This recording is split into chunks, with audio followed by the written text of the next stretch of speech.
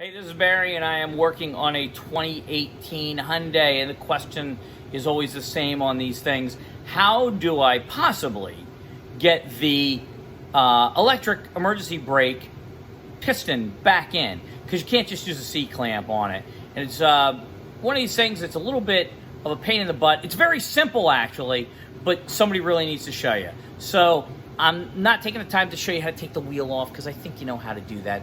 Look, it's off, okay? So I'm gonna show you how to pull off the wiring harness off the back, show you how to open up that clip, and so that pops off, and take off the caliper.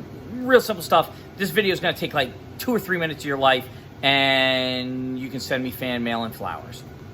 So all you have to do is put your screwdriver in there, listen for the click. Got that? Pops right off. Okay, so the most important thing is those 2 little tabs in there.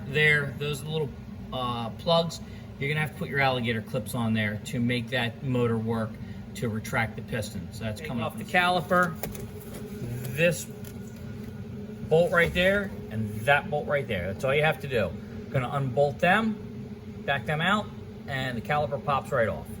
So then you just pop the caliper off.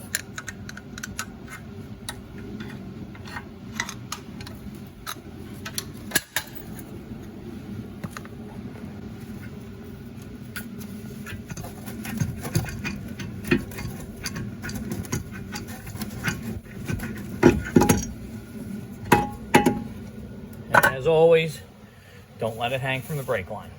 Okay, by the way, that was a 14mm socket I think you have to use, and you'll need a 14mm open-ended on the other. Now, you're looking in, you can see the 2 plugs on the inside there of the motor.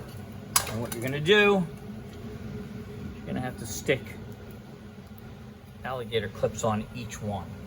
One there, one there. By the way, color doesn't make any difference, okay?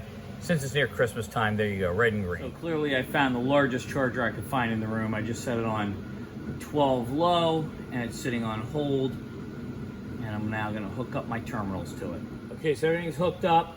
I'm gonna turn the charger on and see what happens. Let's see.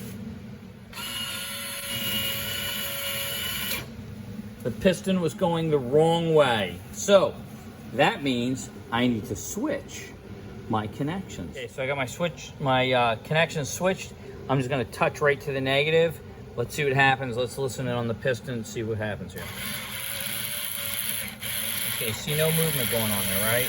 But it is retracting. You just don't know that. The screw is backing up right now. Okay, so we're gonna keep going here. There you go. See how it started, the piston started moving? That means it's completely bottomed out now. So now, all I have to do is use my C-clamp to push it back in. So you can see it's going in right now. So, but the problem is holding the camera and trying to show you at the same time. But it's in, now I have the piston in all the way. You can see it's all the way in. Again, I just have it hooked on that ear. It's not the best position to be in, but you don't want to put it on the back of this motor and crush this motor. So you gotta work with what you can on just to push it in. But there's literally no resistance on that piston. Okay, so that's it. You just plug the alligator clips on there, run the motor backwards, boop, done. Squeeze it back in with the C-clamp. I couldn't hold the camera and do it at the same time. I don't have my tripod with me tonight. I didn't intend on making this video, but I realized there's really nothing out there to show you how to do it. After that, I recommend you use Hyundai parts because I'm using aftermarket CarQuest stuff and it's junk. None of the stuff is the same. The shims hit the rotors. I've already done the other side. It's a disaster. I had to take my grinder to pieces to open them up. Stay with Hyundai parts, ceramic pads, be done with it. You'll be done with the job in half the time it's taken me to do this, but at least you won't be fighting with trying to figure out how to get that piston back in. So I hope I helped you on this thing, kept the video to a minimum.